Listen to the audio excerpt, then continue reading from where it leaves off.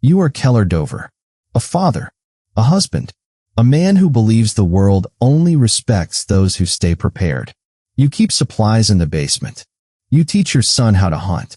You lock your doors. You say your prayers. You believe that if danger ever comes near your family, you will be ready for it. But some things do not knock before they enter your life. It is Thanksgiving. The day feels warm, ordinary, safe. Your wife is cooking. Your son is distracted. Your little girl, Anna, is laughing somewhere in the house. Across the street, your neighbors are setting the table. Franklin and Nancy Birch. Good people. Their daughter Joy is Anna's best friend. The two families gather for dinner.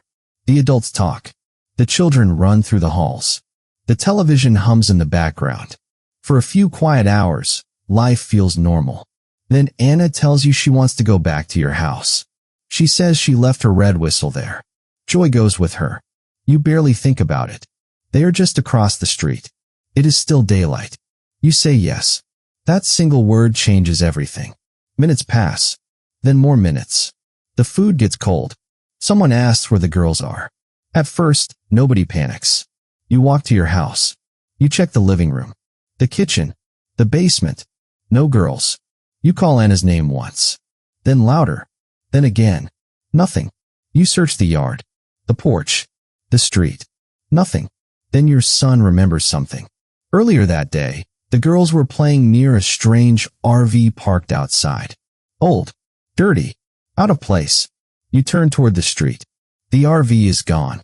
That is the moment your body understands what your mind still refuses to say. Your daughter has been taken. The police arrive quickly. Detective Loki takes the case. He is quiet, sharp, unreadable. The kind of man who looks like he has not slept in years.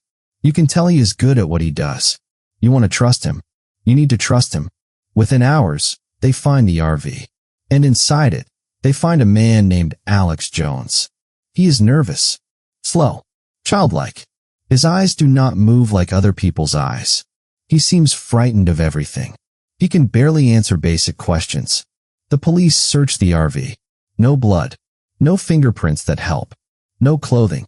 No sign of the girls. Loki interrogates Alex for hours. Nothing. Then the law does what the law does. Without enough evidence, they cannot keep him. 48 hours pass, and they let him go. You stand outside the station in the cold rain and watch the man you believe stole your child walk free.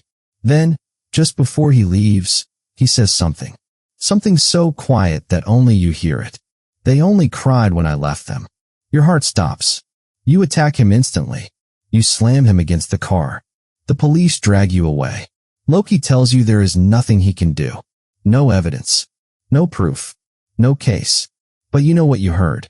And now, for the first time in your life, the law feels smaller than your pain. You go home, but home is gone now. Your wife is falling apart. She cannot eat, cannot think, cannot breathe without medication. Every room reminds you of Anna. Her shoes, her drawings, her voice echoing in your memory. You try to sit still. You try to wait. You try to believe that Detective Loki will find her. But all you can think about is time. Every hour your daughter is missing, she is farther away, colder, more afraid, possibly dying. And somewhere out there, Alex Jones is alive, free, and silent. So you make a decision. You call Franklin Birch, Joy's father. You tell him you know where Alex is. Franklin hesitates. He is terrified. Not of Alex. Of you. Of what you sound like. But he is also a father. His daughter is gone too. And grief makes ordinary men step into dark places. You find Alex alone. You force him into your truck. He screams, but no one hears him. You drive him to an abandoned apartment building you have been repairing. A place with no neighbors. No cameras. No witnesses. You drag him inside. You tie him up. You ask one question. Where's my daughter? He stares at you. Confused. Scared. Silent. You ask again. Nothing. The silence enrages you. Not because it is empty. Because you believe it is hiding the truth. So you hit him. At first, it feels impossible.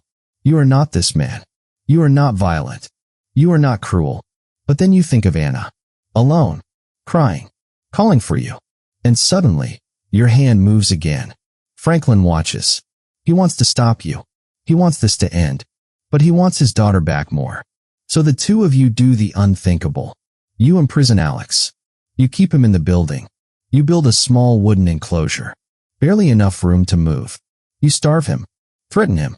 Torture him. You use pain as a language because words are no longer working. Every day, you ask the same question. Where's my daughter?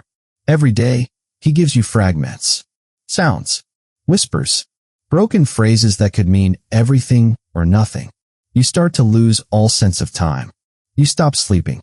You stop eating properly. You lie to your wife. You hide blood on your clothes. You stand in the bathroom at night and stare at your own reflection, wondering when your face started to look like a stranger's. You tell yourself this is love. This is necessity. This is what a father must do when the world fails him. But beneath that, a darker truth begins to grow. You are becoming someone your daughter would be afraid of. While you descend into that darkness, Detective Loki keeps digging. He chases every lead. He visits Alex's house. He questions Holly Jones, the woman Alex lives with.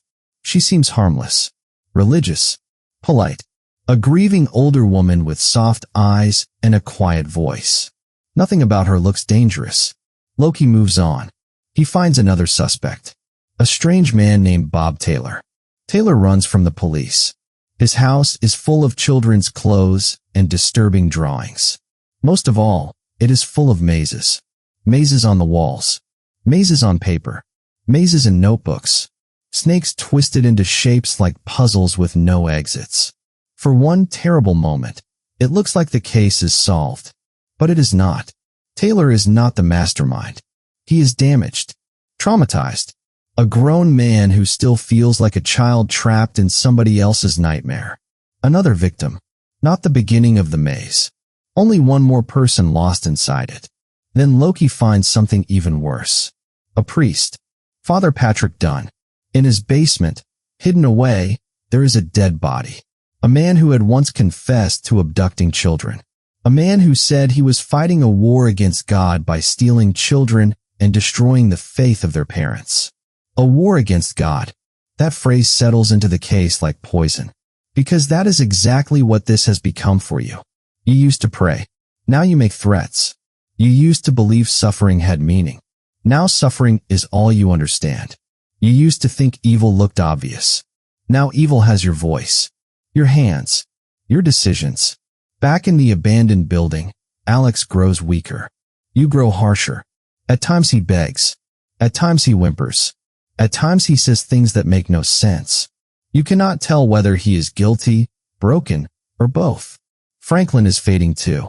He helps you less. He looks sick every time he enters the room. He wants joy back, but he cannot survive what this is doing to him. Neither can you. Still, neither of you stops. Then the investigation circles back to where it began. Holly Jones, the woman with the soft voice, the calm smile, the house that never looked suspicious enough. You go there alone. You think you are following a lead. You think maybe Alex finally said something useful. You think maybe this nightmare is almost over. Holly invites you inside. She speaks gently, almost kindly, and then she begins to say things no innocent person should know. She talks about mazes, about losing children, about faith, about how she and her husband once loved God deeply until their own son died. After that, she says, they decided to make other people feel what they felt. If God could take their child, they would take everyone else's. One child at a time. One shattered family at a time. You realize the truth too late. Alex was never her nephew. He was one of her first victims. Taken so young, held so long, and broken so completely that he no longer remembered who he really was. He was not the mastermind. He was a child turned into an empty shell. And you tortured him. Holly offers you a drink. You understand now that something is wrong. But not fast enough. The drink is drugged. Your body begins to fail. Your vision blurs. Your legs give out. As you collapse, you see a photograph. A little boy. Alex, years ago. Then darkness. When you wake up, you are underground. Buried in a hidden pit beneath Holly's property. Cold concrete. Almost no light. A broken leg. Blood.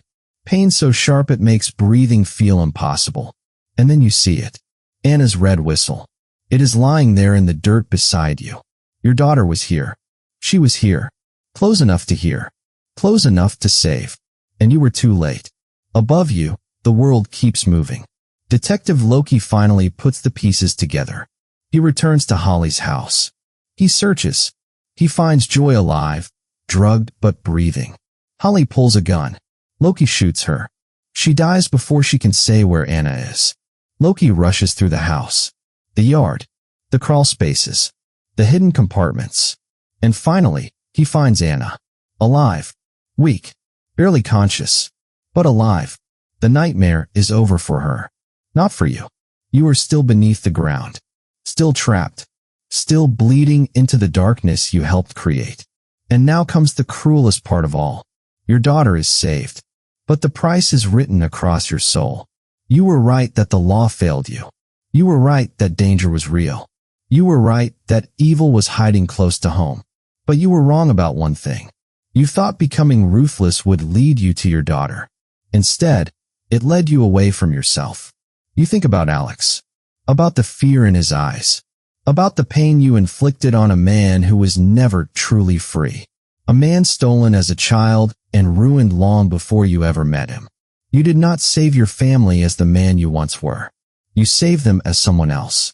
Someone darker. Someone willing to cross every line he once believed mattered. Up above, Loki pauses. The case is almost closed. The ambulances are here. The lights flash against the snow. Joy is alive. Anna is alive. Holly Jones is dead. Everything says it is over. Then he hears something. Very faint. Almost too soft to trust. A whistle. He stops. The sound comes again. A small, desperate note rising from somewhere beneath the earth. The red whistle. Your daughter's whistle. You force air into it with the last strength you have. Again, and again, and again. It is weak. Broken. Barely a sound at all. But it is enough. Loki turns toward the yard. And in that suspended moment, with death beneath the ground and sirens in the distance, one question remains. Can you be rescued from the hole beneath the house? Maybe. Can you be rescued from the man you became while trying to save your child? That is a different question. Because the truth is, your daughter was not the only one taken. Somewhere along the way, this maze took you too. And when it is finally over, when the bodies are removed, when the children are carried home, when the police reports are finished and the neighborhood falls silent again, the world will still remember this as a kidnapping. But for you, it was something else. It was a test. Of faith. Of love. Of patience. Of morality. And you failed it in the most human way possible. You loved too hard. You feared too deeply. And when the law could not give you answers, you chose violence over mercy. Maybe anyone would have done the same. Maybe that is what makes this story so terrifying. Not that a monster stole your child, but that, in trying to get her back, you discovered the monster was waiting inside you too. So now the only question left is this. If your child vanished, if the police had no answers, if time was running out, and the only person who might know the truth stood in front of you, helpless and afraid, what would you have done?